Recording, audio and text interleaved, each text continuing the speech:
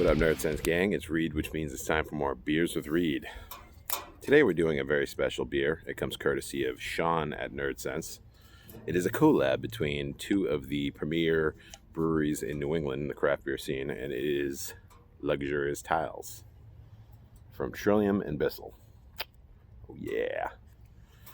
This is a 8.5% double IPA. The grist composed of Pilsner, flaked rye, and C15, and the hop used in this one is Mosaic, and it has an adjunct, which is raw wildflower honey.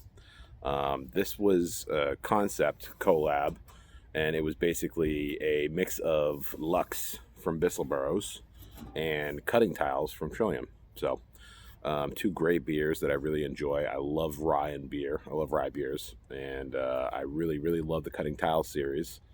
And the Nerd Sense guys, Mike and Sean, love the cutting tile series, particularly the Citra. One of my favorites. Really excited that they finally, after all these years, got together to do a collab. It was one of those ones where it's just like, when are they gonna do it? You always see them together at fests and stuff like that. They're close proximity on social media. So glad they finally got around to doing it. This was canned on October 17th, 2019. Today is the 14th of November, so just about a month old. This is my second can. The first one I had, I really enjoyed it. Really solid beer. And I'm going to share this last one with all of you. So for the cigar, I'm doing the Davidoff Year of the Rat. It's their limited edition yearly to celebrate the Chinese New Year. I'm using a variety of aged tobaccos.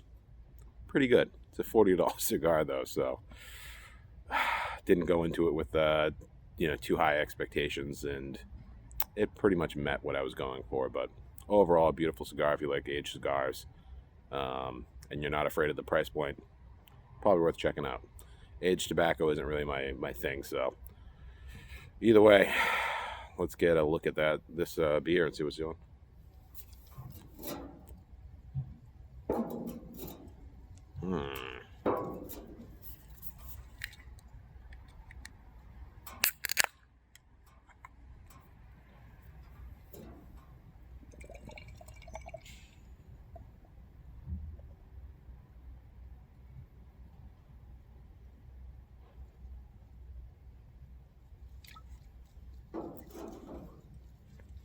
Now, a little note, it's about 30 degrees here in Lowell, Massachusetts, so my hands aren't working as quickly as they usually do, if you could tell from the pour.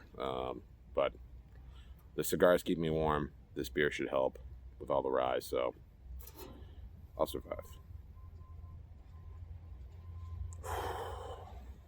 Man, so the aroma right off the bat, I got a huge whiff of it when I cracked the can.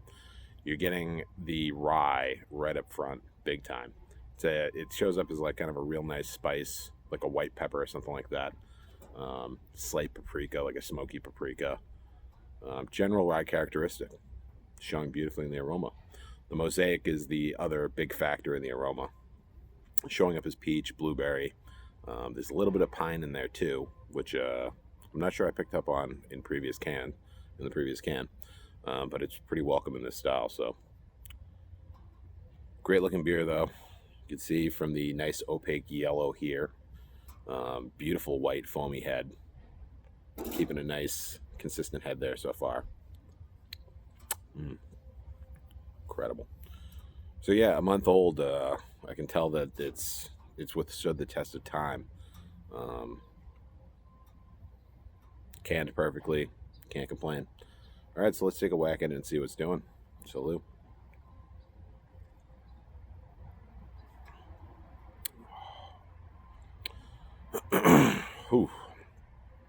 This is a very earthy beer.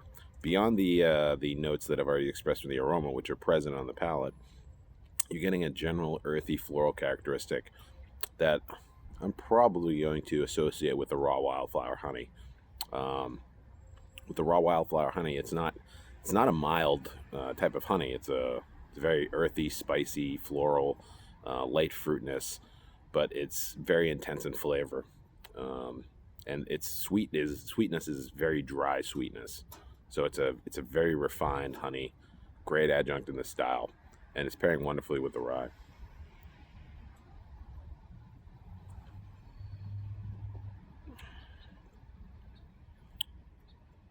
The other malts, the Pilsner and the C15, really are a great composition for the grist because they provide just the right amount of body, right characteristics for the mouthfeel that lets the honey and the Mosaic and the rye shine. And they've accomplished this. They've executed it perfectly.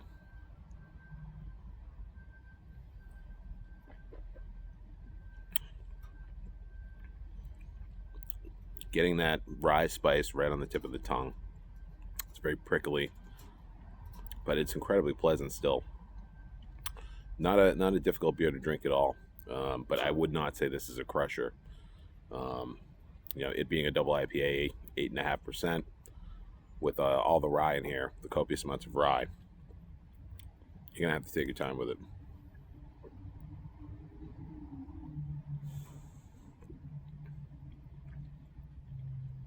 That retrohale is pure Mosaic and rye goodness. The Mosaic is showing so many different textures. It's very dynamic. You're getting the peach, the blueberry, and it's kind of washing in between those two as you sip it. It's really nice.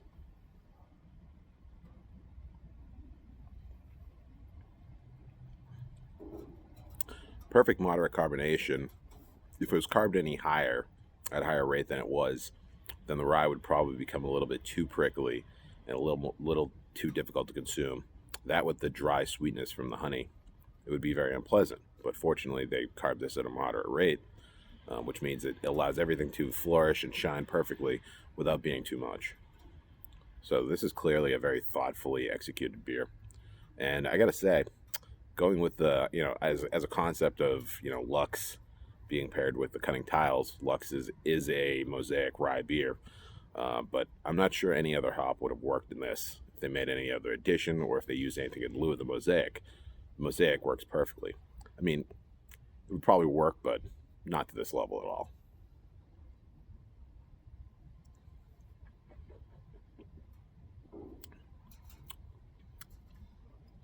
The between sip factor on this is great because of the rye and because of the wildflower honey. It just leaves you wanting more in between sips. So this will be something that you kind of take smaller sips quickly of, and not chug or anything like that. So the between sip factor on this one's perfect for the beer. It's not kicking you back in too much, or shying you away too much to where you're not able to enjoy it at a pretty good clip.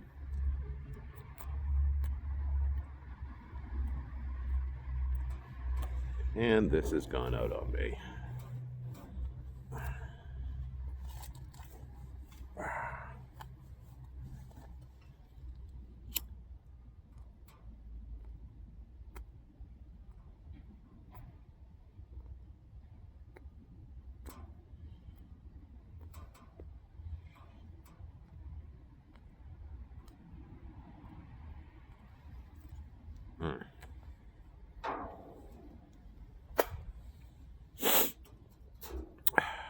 Yeah, so the big thing with this beer was there was an insane amount of hype surrounding it.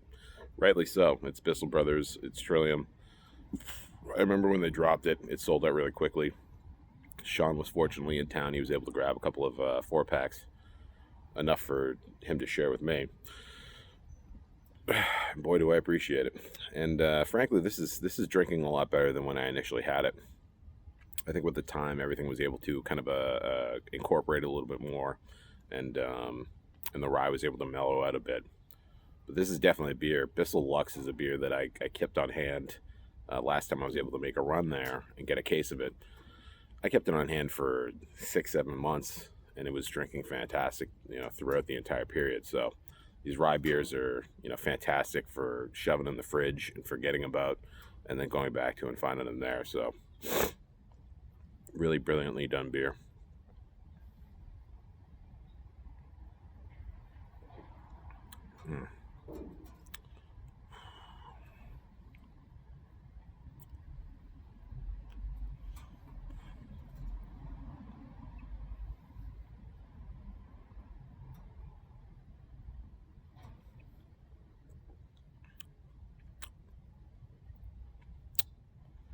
Okay, so that's all I've got on this one. If you've had the sincere opportunity to enjoy this one, let us know what you think.